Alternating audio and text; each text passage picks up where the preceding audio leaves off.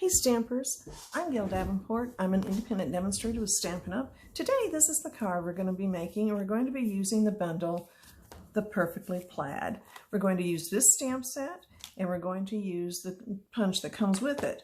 Or you can go to your holiday catalog, and on page 13 you can get all of this for $65. That gives you the paper, the ribbon, the little jingle bells, the gold metallic boxes. So it's quite a bargain whichever way you want to go. And this is the Wrapped in Plaid Designer Series paper that you can get, if I can get it out of the bag. I always put them in a Ziploc bag because I have a tendency to rip the other ones, so sorry. But this is what you can get, and I think it's really pretty. Of course, then on the other side, it's dots, trees, stripes, reindeer, just all sorts of goodies. It's really, really nice. I have been very, very happy with this set. So this is going to be a little bit tricky, so I'm going to explain a couple of things. And I realized when I started this that the falling snow is no longer an item that you can purchase, and I just totally blew it and I used it, so I'm so sorry. But I took the can't think of the spruce. I'm so sorry. My name just went, or the name, shaded spruce paper, and I cut it 4 1/4 by 11, scoring it at 4 1/2. Then I took a piece of Whisper White, and this is 4 by 5 1/4, and I actually took 2 of them, one for inside, outside, and one for the inside. I took this, and then what I did is I took my cardstock after I got it done, cut out and everything, and I laid these down together where I thought I wanted them. And I took this third to the largest, I believe it is, circle framelit, and I put it in here, and I put it on my Big Shot, and I ran it through so it cut the circle for both of them. So then I did the same thing with the cherry cobbler, and I ran it through. I think this is the third to the largest scallop, and I ran it through. So then I had the solid circle with the scallop around it. So I took this same one so it would match up, and I put it in there, and I cut it out so that I would have just that little trim, and that made, of course, right away, my little border. So before we do that, I'm going to show you. So this is your circle, and you're going to put in your 4 by 5 1/4 paper in here and measure it up to where you want it. The thing is if you're not careful, right there you can see the top of the M for my Merry Christmas. I didn't go down quite low enough. So when you close this, I put a tiny little pencil mark there so that when I stamped my Merry Christmas from the Perfectly Plaid stamp set, there's my line. I could go below it. So once you've done that, you can go ahead and you can adhere this to the inside.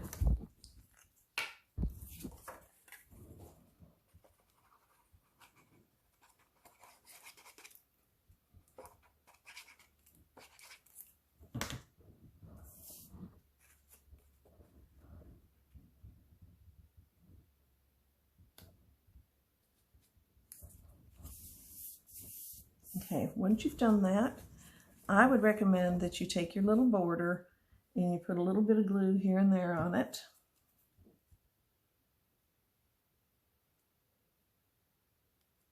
Doesn't have to be every surface, but I like to get it somewhat near it. And then I hold it up so I can arrange my finger into it, and if I can feel it, then I know exactly where it is, and then I'm on, and I'm not going to go through to the other side. Okay, so now I have that. We're going to set it aside and let it dry for a little bit. So what I did is I took the All Wrapped in Plaid Designer Series paper, and I punched out 2 Christmas trees. So then I took this one and I folded it in half, and right down the center of the half, right where I folded it, I'm going to adhere some glue.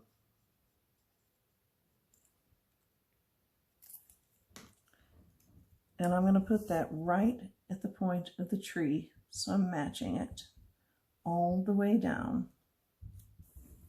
And after I've done that, I'm going to line it up so that I can, but because it slid a little bit, we can't leave it there for too terribly long, or our tree won't pick up like we want it to. So now that I've done that, I'm going to pick my tree back up, and I'm going to have my fold that I needed. So now, I'll let that dry for just a second. We're going to lay our tree down, and we're going to put it down to the bottom of the circle because we have our little gold star that we want to put on. So, I'm sorry, I have got glue on my hands from doing that.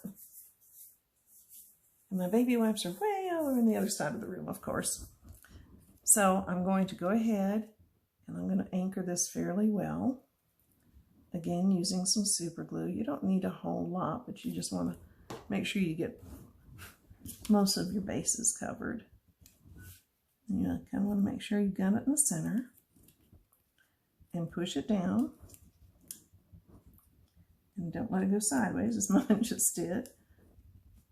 Oh, the loveliness of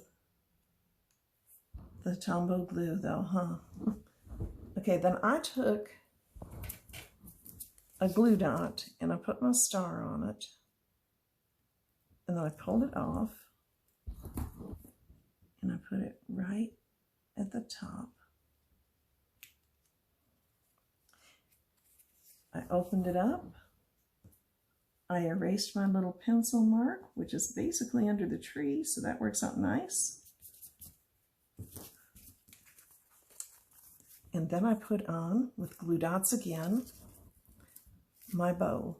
And I always use 2 when it's a bigger ribbon like this. I just think it holds it a little bit better. So I'm going to put it on underneath. And then I'm going to take my scissors and I'm going to trim that off just a little bit. Whoop.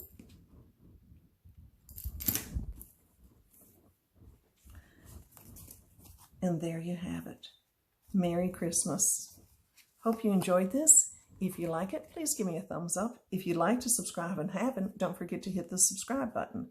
And if you tap the little bell, you'll get all of my notifications. Thank you so much and have a blessed day. Bye-bye.